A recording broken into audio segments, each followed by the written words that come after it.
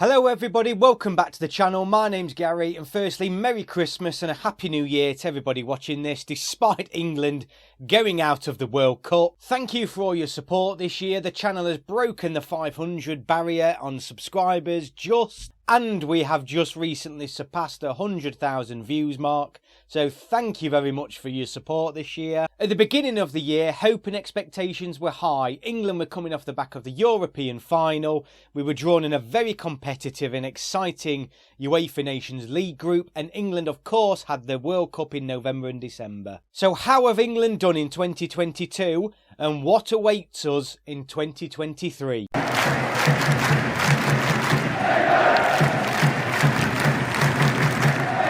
So another Nations League campaign kicked off this year. England were drawn in a group with Hungary, Italy and Germany. So a tough group, no doubt, but coming into this campaign, hopes were high that we could actually top this group. Italy had failed to qualify for the World Cup, and England, just like they were going from strength to strength with new players coming through.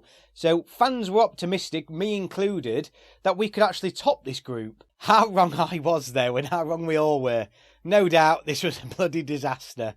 A terrible campaign from England. England finished bottom of the group. We suffered our worst home defeat almost in living memory. Hungary did the double over us. Italy, we didn't win a game. We didn't win a single game. Italy, we lost one, drew one, and we drew the other two against Germany. It was just an awful campaign from start to finish. It was a ridiculous performance in this UEFA Nations League. I don't care when it was, whether it was the end of the season or not. England were pathetic in this, and Southgate had to hold his hand up, as did the players. It was an awful campaign. We played terrible in all games. Scoring became a huge problem until the final game against Germany, and we almost started to create problems out of thin air that weren't there months before. Losing that 4-0 against Hungary was just, oh God, one of the worst days as a football fan I have ever experienced. I was at the game. That was less than 12 months since we'd played Hungary in Hungary and we'd beat them 4-0 there. So it just showed you how just so poor England were on the night, and it was just terrible. There were people calling for Gareth Southgate to be sacked before the World Cup even started. So there's no doubt in my mind the UEFA Nations League campaign in 2022 is nothing less than an absolute disaster. But England came into the World Cup with expectations safely dampened, should we say. We made it through to the quarter-finals though, when we played some good football. We were the top scoring nation within the World Cup before we were eliminated. We got comfortably through a group that held Wales, Iran and the United States. We put in a brilliant performance against the African Cup of Nations Senegal. But then we met France, and this is the problem, and we all know now, it's been long discussed. England facing top 10 opposition, we knew what was going to happen, and it wasn't to do with the performance. England were the better team, but we're just not ruthless enough, are we, within those key games? And the Nations League campaign and this World Cup campaign have shown that. These tough teams that we've played, we just haven't been able to overcome them. So that left England in 2022 having played 13 games in total. Out of those 13 games, we'd drawn 4, lost 4 and only won 5 games all year. Scoring 22, conceding 15. Our defence has really gone backwards this year. But looking at those statistics, it's safe to say, despite the level of opposition we've played, England haven't been able to take the next step following that European campaign, and it's been a poor year. No way, after making the final of the European Championship, would any England fan have accepted at the beginning of the year relegation from the Nations League and only the quarter-final at the World Cup.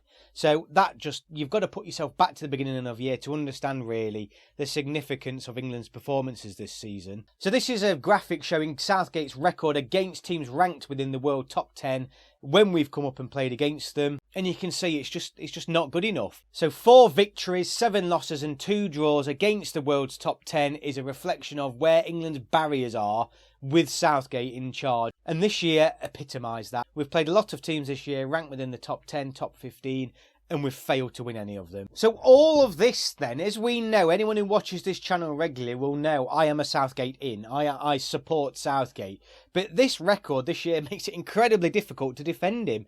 It's been such a poor year. And you have to say, what does Southgate have to do to almost lose his job? England will now be languishing within League B of the Nations League, and that has long-term ramifications for England in terms of seedings, rankings, a whole range of different things. It's also important for the the consistency in terms of the quality of opposition we're going to be playing against. It's another 4 years that have gone by as well with England not winning a trophy. And you look at the squad that Southgate's got, there's a perfect balance here. This was the tournament for us. The way the tournaments fell in regards to other teams getting through. Morocco would have awaited us in the semi-final. But you look at players like Kane, Henderson, our senior players are coming towards the end of their careers now, or they will be come the next World Cup. This is them in their prime with a mix of some really good talented youthful players coming through. We won't have that balance again coming into the Euros or coming into the next World Cup. This was England's time really, and it is such a huge opportunity missed, and it does make it really difficult to defend Southgate's position. For the men, it's been an awful year. For the women, however, as we all know, it's been a great year. European and Arnold Clark champions this year, so great year for the ladies. The under-19s, of course, also won their European Championship, so from an international level, across different areas, England have actually had a mixed year, really. It's not been all bad. But what awaits us in 2023? So England, as we know, their European 2024 qualification campaign kicks off next year and finishes next year, actually. So we've been drawn in a group with Italy, Ukraine, North Macedonia and Malta. So England should get through the group. It's a difficult group, but with the amount of teams that get through anyway, England should comfortably qualify. It'll be interesting to see how we do against Italy. I think we're not at the point where England fans are that disillusioned with England where we need a performance. It's not like after the Roy Hodgson period where we were lost against Iceland. I think what England fans will want to see there is a performance and a victory against this Italian team. We cannot beat this Italian team. And with that in mind, you would have to put Italy as favourites to top the group. Our record speaks for itself against Italy over the past couple of years. So you can't put England as favourites. But we've got to see a victory against some of these top opposition teams that we're playing against, and this will be the start. So it'd be good to see a reaction following this World Cup victory, whoever's in charge for England, to see a statement win against the Italians. We then have a very interesting 150th year anniversary match against Scotland in Scotland towards the end of the year, so we've got that to look forward to as well next year. There'll also be some more friendlies to drop in the calendar, I've no doubt about it, given the fact we were drawn in a smaller group for the European campaign. So there'll be a few more games to come. But England's 2023 looks like it's going to be less chaotic and less competitive. So it's a good time for a manager to come in, if we're going to have a new one. But it's also a good time for Southgate to regroup and take stock of where this team is, really. So that's it. Merry Christmas and a Happy New Year. Thank you all once again for supporting the channel. I will hope to see you in the new year. Thank you very much for watching. If you're new here, please like and subscribe, and I will see you on my next video.